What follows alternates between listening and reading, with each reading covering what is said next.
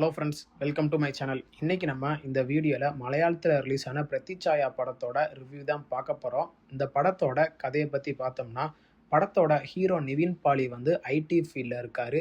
அதே மாதிரியே அவர் வந்து ஒரு பிஸ்னஸ் பண்ணிட்டு ஃபாரினில் வாழ்ந்துக்கிட்டு இருக்காரு. அவங்களோட அப்பா வந்து கேரளாவோட சீஃப் மினிஸ்டராக இருக்கார். அந்த சீஃப் மினிஸ்டர் வந்து ஒரு ப்ரெஸ் மீட்டில் அட்டன் பண்ணிக்கிட்டு இருக்கும்போது அவருக்கு ஒரு வீடியோ ஒன்றா காட்டுறாங்க அந்த ப்ரெஸ் பீப்புள். அதில் வந்து ஒரு பொண்ணு வந்து அந்த சிஎம் வந்து செக்ஸுவலாக என்னைய டார்ச்சர் பண்ணிட்டாரு அப்படின்னு கம்ப்ளைண்ட் பண்ணுறாங்க. அதனால அந்த சிஎம்க்கு வந்து அந்த ஊரில் இருக்கிற எல்லா மக்களுமே சிஎம்ஐ எதிர்க்க ஆரம்பிக்கிறாங்க. சிஎம்மும் மறுநாள் காலையில் இறந்து போயிடுறாரு. அதனால அந்த சீஃப் மினிஸ்டர் பதவி வந்து தான் ரெண்டாவது பையனான நிவின் பாலிக்கு அந்த பதவி போயிடுது.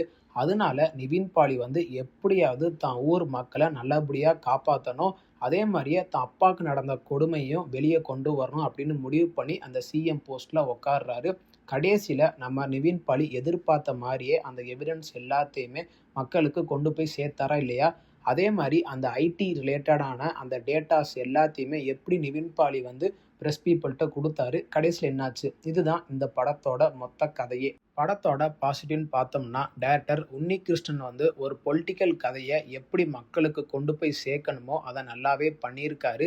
அதுக்கு தகுந்த மாதிரியே ஸ்டார்டிங்லேருந்து எண்டு வரைக்குமே கதையை நல்லா விறுவிறுப்பாக கொண்டு போய் எங்கேயுமே லேக் வைக்காமல் கடைசி கிளைமேக்ஸில் ஒரு ட்விஸ்ட்டை வச்சு படத்தை முடிச்சிருக்காரு. அதெல்லாம் ஓரளவுக்கு நல்லாவே இருந்துச்சு. அதுக்கு தகுந்த மாதிரியே படத்தில் நடித்த எல்லா ஆக்டருமே அவங்களோட ஒர்க்கை நல்லா பண்ணியிருக்காங்க. முக்கியமாக நிவின் பாலியை பற்றி நம்ம சொல்லவே தேவையில்ல. அவர் இதுக்கு முன்னாடி ரிலீஸ் ஆன அந்த சர்வமாயா படமாக இருக்கட்டும், இப்போ ரிலீஸ் ஆன அந்த பிரதிச்சாயா படமாக இருக்கட்டும், இது எல்லாத்துலேயுமே அவரோட ஆக்டிங்கை வந்து நல்லா பீக் லெவலில் தான் கொண்டு போயிருக்காரு. அதுலேயும் முக்கியமாக சீஃப் மினிஸ்டர் ஆகி கருப்பு சட்டையை போட்டு அந்த இடத்துல போய் உட்காருவார். அந்த கருப்புக்கு என்ன விளக்கம் அப்படின்னு நல்லா சூப்பராக எக்ஸ்பிளைன் பண்ணியிருப்பார். அதெல்லாம் டேரக்டர் காமிச்ச விதம் உண்மையில நல்லா இருந்துச்சு. படத்தில் ஒர்க் பண்ண எல்லா டெக்னீஷியனுமே அவங்களோட ஒர்க்கை நல்லா பண்ணியிருக்காங்க. முக்கியமாக சினிமாட்டோகிராஃபர் வந்து அந்த பொலிட்டிக்கல் கதையை நல்லா காமிச்சிருக்காரு. எதுக்குன்னா, அந்த நிவின் பாலி வந்து சிஎம் ஆன பிறகு அவர் மக்களை மீட் பண்ணுற விதமாக இருக்கட்டும், அந்த ட்ரோன் ஷாட்டில் அதை நல்லா காமிச்சிருப்பார். அதே மாதிரி சட்டசபையில் நடக்கிற அந்த காட்சியை காமிச்சதாக இருக்கட்டும், ப்ரெஸ் பீப்புளை மீட் பண்ணுறதை காமிச்சதாக இருக்கட்டும், கடைசி கிளைமேக்ஸில் நேபாளில் நடக்கிற அந்த கன் ஷூட்டிங் சீனை காமிச்சதாக இருக்கட்டும், இது எல்லாத்தையுமே சினிமாட்டோகிராஃபர் வந்து எங்கேயுமே குறை வைக்காமல் நல்லா காமிச்சிருக்காரு. படத்தோட மியூசிக்னு பார்த்தோம்னா, ஜஸ்டின் வர்கீஸ் வந்து அவரோட ஒர்க்கை நல்லா கொண்டு போயிருக்காரு. எதுக்குன்னா, படத்தில் மேஜர் பாசிட்டிவ்னு பார்த்தாலே பேக்ரவுண்ட் ஸ்கோர் தான். எதுக்குன்னா, அந்த அளவுக்கு பேக்ரவுண்ட் ஸ்கோரை ஜஸ்டின் வந்து வேறு லெவலில் பண்ணியிருக்காரு.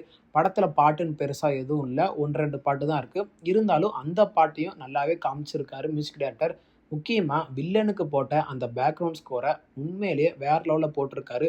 நான் எதுக்கு அப்படி சொல்கிறேன்னு படம் பார்க்கும்போது உங்களுக்கே தெரியும். படத்தில் டைரக்டர் உன்னிகிருஷ்ணன் வந்து கதைக்கு ஏற்ற மாதிரியே நல்லா கொண்டு போயிருக்காரு. அதுக்கு தகுந்த மாதிரியே படத்தில் எமோஷனாக இருக்கட்டும், லவ்வாக இருக்கட்டும், அந்த பொலிட்டிக்கல் ட்ராமாவாக இருக்கட்டும், அது எல்லாத்தையுமே எங்கேயுமே குறை வைக்காமல் நல்லா கொண்டு போயிருக்காரு. அதுலேயும் முக்கியமாக சமூகத்துக்கு ஏற்ற மாதிரி சில கருத்தையும் வச்சுருக்காரு.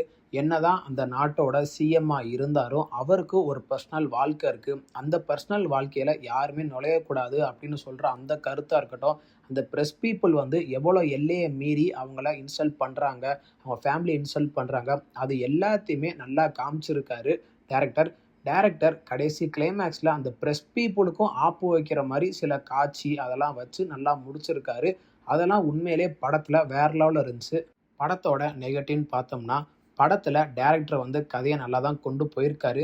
இருந்தாலும் இந்த கதை வந்து ஏற்கனவே நமக்கு பழக்கப்பட்ட கதையாக தான் இருக்கும் பார்க்கும்போது. அதில் நிவின் பாலி வந்து தனியாளாக ஸ்டார்டிங்லேருந்து எண்டு வரைக்குமே நல்லா தூக்கி நிறுத்தியிருக்காரு படத்தை. மற்றபடி படத்தில் பெருசாக கதைன்னு பெருசாக ஒன்றும் இல்லை. இந்த படம் ஓடிடி தளமான ஜியோ ஹாட்ஸ்டாரில் தமிழ் டப்பிங் வெர்ஷனுடைய அவைலபிளாக இருக்குது. தமிழ் டப்பிங் வெர்ஷனில் லிப்ஸிங் கூட பெர்ஃபெக்டாக பண்ணியிருக்காங்க. அதில் எங்கேயுமே குறை வைக்கல. இந்த படத்துக்கு நம்ம கொடுக்குற ரேட்டிங் பார்த்தீங்கன்னா 10க்கு 6.3 கொடுக்கலாம்.